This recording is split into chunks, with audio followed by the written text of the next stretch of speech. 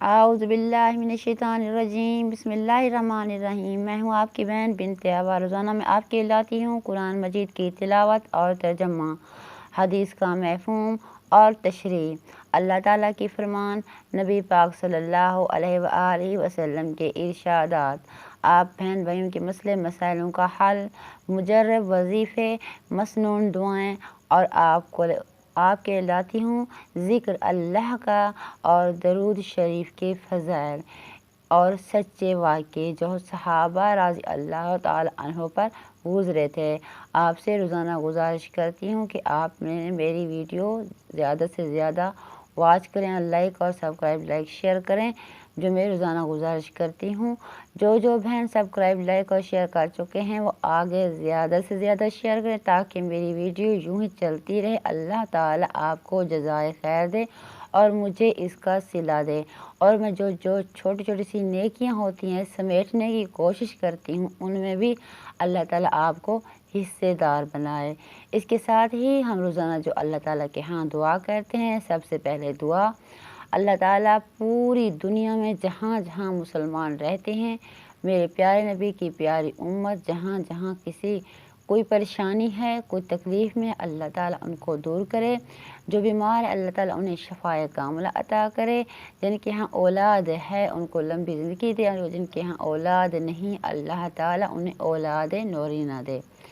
اس کے ساتھ ہی اللہ تعالیٰ آپ کو ہنستا مسکراتا رکھے، بہن بھائیوں کے ساتھ، بچوں کے ساتھ، اہل عیال کے ساتھ اور ماں باپ کے ساتھ۔ کوئی پریشانی، کوئی غم، کوئی تکلیف آپ کے پاس نہ آئے۔ اللہ تعالیٰ آپ کو آفتوں سے اور پریشانیوں سے اور برائیوں سے دور رکھے۔ جن کو رزق کی تنگی ہے ان کی رزق کی فراوانی ہو اور حرام رزق سے اللہ تعالیٰ دور فرمائے۔ آمین ثم آمین یا رب العالمین۔ چلتے ہیں قرآن پاک کی تلاوت کی طرف۔ سورۃ ملک، میں نے کل آپ کو سورۃ ملک کے بارے میں بتایا تھا۔ ہم چھوٹی چھوٹی آیاتیں پڑھتے ہیں تاکہ آپ کو اتنا وقت بھی نہ لگے اور ویڈیو بھی چھوٹی بنے۔ اس کے ساتھ ہی اعوذ باللہ من الشیطان الرجیم، بسم اللہ الرحمن الرحیم۔ وَلِلَّذِينَ كَفَرُوا بِرَبِّهِمْ عَذَابُ جَهَنَّمَ وَبِئْسَ الْمَصِيرُ۔ اور جن لوگوں نے اپنے پروردگار سے انکار کیا ان کے لیے جہنم کا عذاب ہے، وہ بہت برا ٹھکانہ ہے۔ وَإِذَا أُلْقُوا فِيهَا سَمِعُوا لَهَا شَهِيقًا وَهِيَ تَفُورُ۔ جب وہ اس میں ڈالے جائیں گے تو اس کا چیخنا چلانا سنیں گے اور وہ جوش مار رہی ہوگی۔ تَكَادُ تَمَيَّزُ مِنَ الْغَيْظِ كُلَّمَا أُلْقِيَ فِيهَا فَوْجٌ سَأَلَهُمْ خَزَنَتُهَا أَلَمْ يَأْتِكُمْ نَذِيرٌ۔ گویا مارے جوش کے پھٹ پڑے گی جب اس میں ان کی کوئی جماعت ڈالی جائے گی تو دوزخ کے داروغہ ان سے پوچھیں گے کیا تمہارے پاس کوئی ہدایت کرنے والا نہیں آیا تھا؟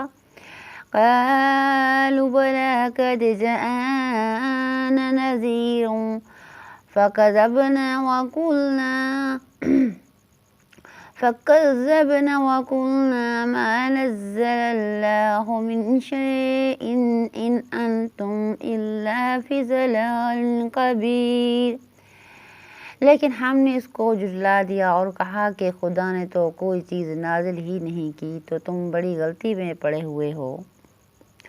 وَقَالُوا لَوْ كُنَّا نَسْمَعُ أَوْ نَعْقِلُ مَا كُنَّا فِي أَصْحَابِ السَّعِيرِ۔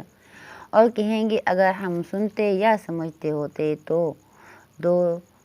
دوزخیوں میں نہ ہوتے۔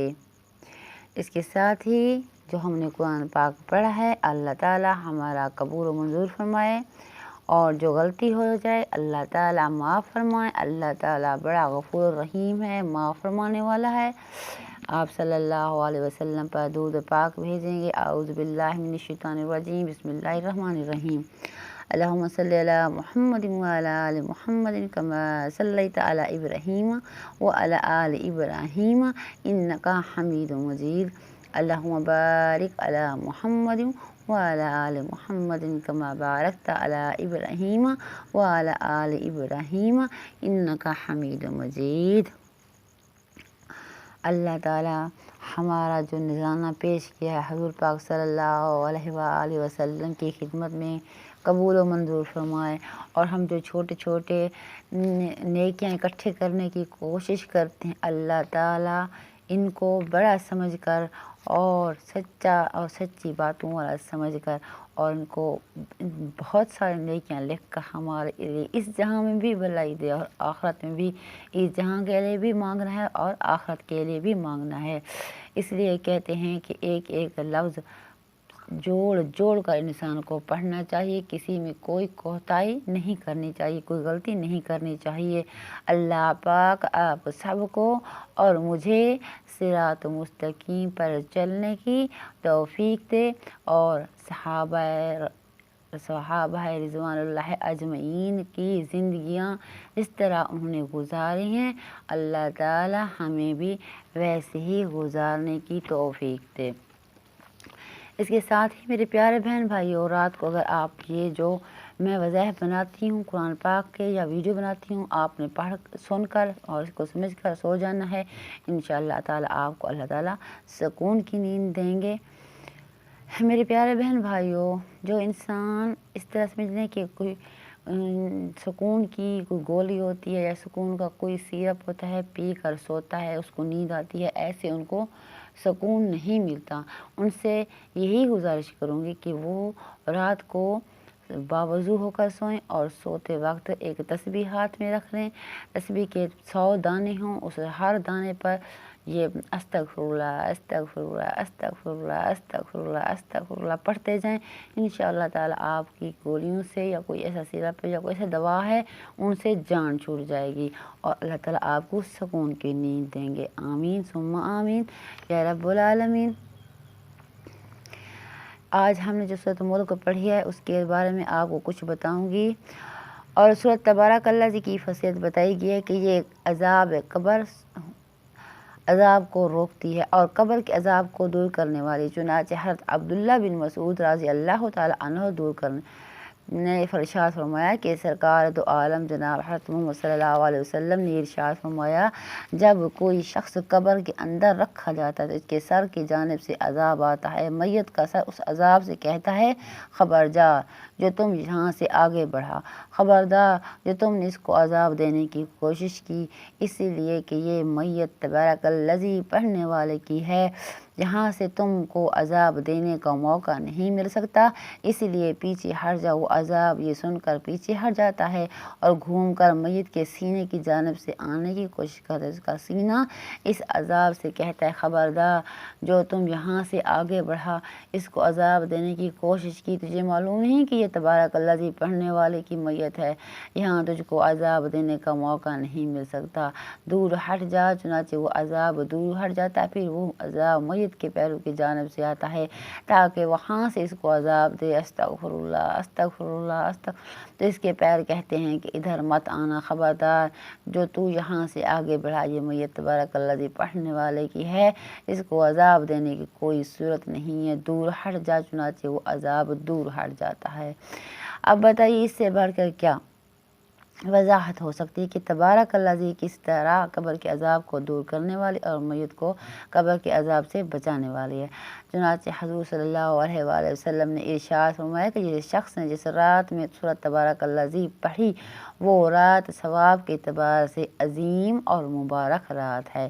اسے پتہ چلا کہ یہ ایسی پیاری سورت ہے۔ میرے پیارے بہن بھائیوں، اپنے لیے بھی پڑھیں، جو آپ کے کوئی عزیز و اقارب جس طرح وفات پا چکے ہیں ان کو بخشیں، ان کو بخشنے کا اتنا بڑا ثواب ہے، اتنا ہی ثواب آپ کو مل جاتا ہے، اتنا ہی ثواب ان کو مل جاتا ہے۔ کتنی پیاری بات ہے۔ جس طرح ہم اس طرح سمجھ لیں کہ ہم حج پر جاتے ہیں، کوئی وفات پا گیا ہے، اس کے لیے حج پر جائیں تو اس وفات پانے والے شخص کو بھی حج کا ثواب، جو گیا ہے اس کو بھی حج کا ثواب، جس نے وہ پیسہ دیا یا جتنے پیسے رقم لگی وہ دیا اس کو بھی حج کا ثواب، اس طرح 3 حج کا ثواب مل جاتا ہے۔ اسی لیے سورہ تبارک الذی آپ پڑھیں، آپ کے کوئی پیارے آپ سے جدا ہو چکے ان کو بخشیں، نہیں تو آپ ان جو بھی مسلمان، اس طرح کہہ لیں کہ آج تک جتنے بھی امت مسلمان وفات پا چکی ہے ان کو بھی اس کا ثواب پہنچے اور ہمیں بھی۔ کتنی پیاری بات ہے، کتنی پیاری باتیں ہیں، انمول خزانے ہیں۔ بس اللہ تعالیٰ کے اتنے انمول خزانے ہیں، ہر خزانے میں خزانہ ہے، ہر رنگ میں رنگ ہے، ہر نور میں نور ہے، نور ہی نور ہے میرے اللہ تعالیٰ کی باتوں میں، میرے اللہ کے قرآن پاک میں۔ اس طرح کہنے سمجھنے والا سمجھ جائے، دیکھنے والا دیکھ لے۔ اگر ہم سوچیں سمجھیں تو اللہ تعالیٰ ہمیں ہر حالت میں دیکھ رہے ہیں، گھر سے نکلنے سے پہلے، گھر کے اندر آنے کے بعد۔ کہتے ہیں کہ گھر کے اندر جو ہی داخل ہوں، کوئی گھر میں ہو یا بھی نہ ہو، آپ نے السلام علیکم ضرور پڑھنا ہے۔ اس کا بھی بہت بڑا فضیلت بتائی گئی ہے۔ اور میں نے آپ کو جس طرح پہلے بتایا، آپ نے زیادہ سے زیادہ کوشش کرنی ہے اللہ تعالیٰ کے ذکر کی۔ آج تک جتنی بھی میری ویڈیو چلی آ رہی ہیں، ہر ویڈیو میں، ہر وظائف میں میں نے صرف آپ کو یہی بتایا ہے کہ ذکر اللہ میں، درود پاک میں، قرآن پاک میں اور نماز میں اپنا ٹائم لگاؤ۔ صدقہ، آپ کو میں آج بتاؤں گی صدقے کے بارے میں۔ صدقے میں اللہ تعالیٰ نے یہ بھی برکت رکھی ہے کہ جس گھر سے مسلسل صدقہ نکلتا رہے گا اس گھر میں دواؤں کا آنا بند ہو جائے گا، اس گھر کو دواخانہ سے نجات مل جائے گی انشاءاللہ۔ یہ سب بزرگوں کے تجربات ہیں۔ چنانچہ بعض بزرگوں نے بتایا کہ ہمارے یہاں کوئی بیماری نہیں اور کوئی تکلیف نہیں، اس وجہ سے انہوں نے یہ بتائی کہ جب سے ہم نے نفلی صدقہ نکالنے کا اہتمام کیا اس وقت سے ہمارے گھر میں دوا کی شیشی آنا بند ہو گئی اور ڈاکٹروں سے دوستی ختم ہو گئی۔ صدقے سے صرف جسمانی بیماریاں ہی دور نہیں ہوتی بلکہ دوسری آفات اور بلیات بھی اللہ تعالیٰ اس کی برکت سے دور فرما دیتے ہیں۔ سبحان اللہ، سبحان اللہ، سبحان اللہ۔ بہرحال یہ 3 کام ایسے ہیں کہ اگر ہم ان 3 کاموں کو معمول بنا لیں میرے بہن بھائیوں تو انشاءاللہ گھر کے اندر بہت حد تک بیماریاں، پریشانیاں، تکلیفیں، آفات انشاءاللہ ختم ہو جائیں گی۔ اگر کوئی گھر کے اندر کا معمول ہو تو گھر کی انشاءاللہ تعالیٰ کوئی محفوظ رہے گا۔ اگر دکان پہ اس کا معمول بنا لیں تو وہ دکان بھی محفوظ رہے گی۔ اگر کارخانہ ہے، کوئی نوکری ہے، وہاں یہ معمول بنا لیں تو پھر بھی محفوظ رہیں گی۔ بہرحال بسم اللہ پڑھنے اور آیت الکرسی پڑھنے اور صدقہ دینے کی انوار و برکات سے گھر، دکان، بسم اللہ دوبارہ سن لیں، بسم اللہ پڑھنے سے، آیت الکرسی پڑھنے سے، صدقہ دینے کی انوار و برکات گھر اور دکان، کارخانوں سب جگہوں پر آپ محسوس کریں گے۔ ان کاموں پر نہ کوئی وقت صرف ہوتا ہے، نہ زیادہ پیسے خرچ ہوتے ہیں۔ آپ کو میں چھوٹے چھوٹے سے وظائف لے کر آتی ہوں، چھوٹے چھوٹے سے باتیں لے کر آتی ہوں تاکہ آپ کو سمجھ میں آتی جائیں۔ مجھے اچھی طرح بالکل جس طرح لوگ یوٹیوب پر ویڈیو بناتے ہیں اس پر چڑھاتے ہیں اور اس طرح مجھے بالکل طریقہ نہیں آتا، بس میں نے بنانا شروع کر دیا، ایسے ہی چلانا شروع کر دیا۔ اللہ تعالیٰ اس میں برکت دے گا انشاءاللہ، اللہ ایسی برکت دے گا اور اللہ تعالیٰ آپ کو بھی جزائے خیر دے گا۔ معمول بنانے کا تجربہ، معمول جس طرح ہم اپنی زندگی میں کوئی چیز ایسے معمول بنا لیں، بس آپ یہ 3 کاموں کے معمول بنا لیں۔ ایک آپ اپنے گھر کا، اپنے بچوں کا، جس طرح آپ سمجھ لیں کہ آپ نے 50 کا یا 10 کا یا 20 کا یا 100 کا نوٹ دے دیا، آپ یہ سمجھ لیں کہ ہم یہ صدقہ دے دیا، وہ آپ کا صدقہ ہو گیا۔ ہم اور دوسرے آیت الکرسی پڑھیں، گھر میں بسم اللہ پڑھیں، سلام پڑھیں، सलाम का जवाब सलाम अस्सलाम वालेकुम कहें आपके अल्लाह ताला घर को आफात से, बुराइयों से, परेशानियों से महफूज रखेगा। घर की हिफाजत के लिए जितना भी हो सके वो कम है, क्योंकि सिर्फ आजकल हम अपने घर तक महदूद हैं, बाहर का हम किसी का कोई नहीं मालूम, इतना नहीं कर सकते। आज के दौर में सिर्फ इंसान अपने तक महदूद है।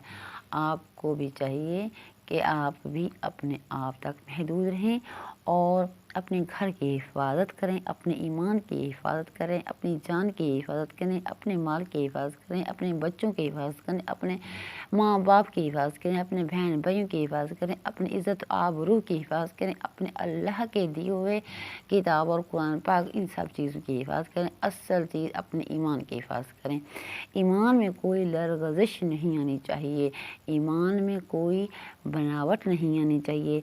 दिल को बिल्कुल साफ़ कर लें और साफ बिल्कुल साफ़ कर लें, इस तरह कर लें कि चमका लें, जिस तरह शीशा चमकता है इस तरह आपका दिल भी चमकता हुआ होना चाहिए।